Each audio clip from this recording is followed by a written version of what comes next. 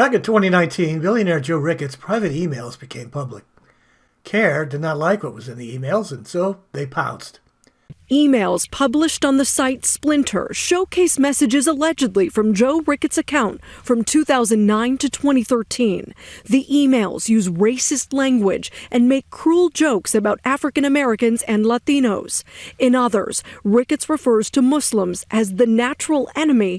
The 77-year-old apologized on Monday, claiming the emails do not reflect his values and he believes bigotry is wrong.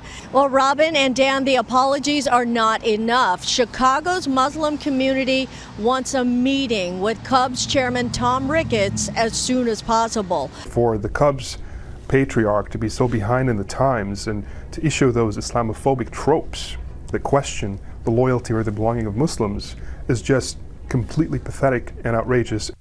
The Chicago Council on American Islamic Relations will work with the Cubs going forward. And maybe create something positive out of this very negative situation.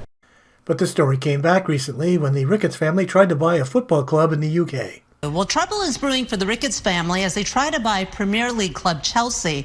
Racist comments Joe Ricketts made years ago are infuriating soccer fans in England right now. The Ricketts family's bid to buy Premier League club Chelsea is facing backlash in England. That's because racist comments Joe Ricketts made years ago, comments he apologized for, are resurfacing.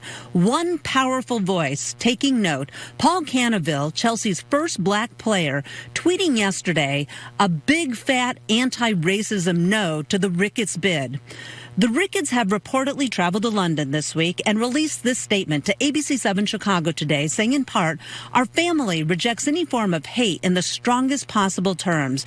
Racism and Islamophobia have no place whatsoever in our society. We have developed deep and abiding partnerships with the Muslim community in Chicago, as well as with other communities of color. I back the bid. One might think that CAIR would have the good grace to keep quiet and stay out of a mess they helped create. But they can't resist the chance to appear relevant. Ahmed Rahab, executive director of CAIR Chicago, backs the Ricketts bid to buy Chelsea. He emphasizes that Joe Ricketts made those comments. His son and Cubs chairman, Tom Ricketts, did not. In fact, Rahab says Tom Ricketts met with him and other Muslim leaders in Chicago years ago. My faith teaches me to stand up against bullying and racism, and that's why we came after Joe Ricketts. But my faith also teaches me to stand up for justice and fairness, and that's why we're not coming after Tom. Tom did not make those statements. Tom showed leadership for diversity and inclusion against Islamophobia, against anti-Muslim behavior that he's now being accused of is just not fair. But he did go after the organization. He knew Joe Ricketts did not run the team. Joe Ricketts is not involved in the operation of the Cubs. My father is not involved with the operation of the Chicago Cubs in any way. What kind of playing out of these sentiments would occur within the Cubs establishment, against fans, against potential players who are Muslim, who want to play in the team?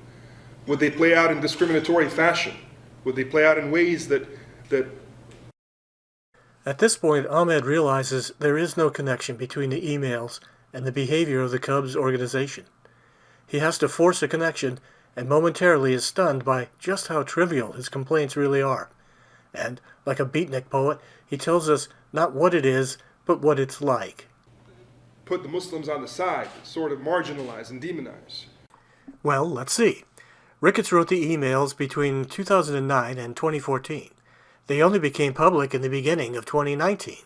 That's 10 years to look for a pattern of behavior in the Cubs, but there is none. These were private emails not meant for public consumption, but CAIR is not going to pass up an opportunity to gain legitimacy and largesse. Sports are supposed to bring us together. The Cubs need to act hard and fast. Why? What's the rush? Act now. Don't delay. Operators are standing by to sick the Muslims on you. The Cubs now reaching out to local Muslims over controversial emails sent by the ownership patriarch Joe Ricketts. Team chairman Tom Ricketts will meet with members of the Council of American Islamic Relations to discuss those emails that were sent by his father. Today, the Cubs and Muslim organizations announced they have partnered up to turn the situation around. The Cubs were asked to support 3 community initiatives, including anti-bullying efforts, diversity and inclusion training, and scholarships. There was also a discussion of using Cubs players in PSAs that raise awareness against racism. 5 Chicago Cubs executives meeting with representatives of the local Muslim community, apologizing for Islamophobic comments that Joe Ricketts made in leaked emails. Now, Ricketts' son Tom is chairman of the Chicago Cubs, and he was part of that discussion. The group talked about the impact of the comments and ways to move forward. They say they will announce joint plans in the coming days. Now it's time for the Cubs to put their money where their mouth is and make something positive about this controversy. They are partnering with the Chicago office of the Council on American Islamic Relations on several future initiatives like anti-bullying efforts and diversity training. Ahmed Rahab with CAIR Chicago said it's important to note that he and his organization never received any money or donations from the Ricketts family or the Chicago Cubs. It is not clear what CAIR got from their meetings with the Cubs, but there is this interesting detail reported here in the Crain's Chicago Business. One of the groups the Cubs partnered with after the Ricketts email story is the Muslim American Leadership Alliance, who criticized CAIR for their role in the Colleyville hostage crisis. CAIR's opinion is irrelevant. Nobody knows who they are in the UK. It is for us that CAIR is trying to strike a heroic pose, fighting for justice in the name of his faith. But the time to help Ricketts was back in 2019. They act like a villain, but they tell you they are a hero. That's the Council on American Islamic Relations.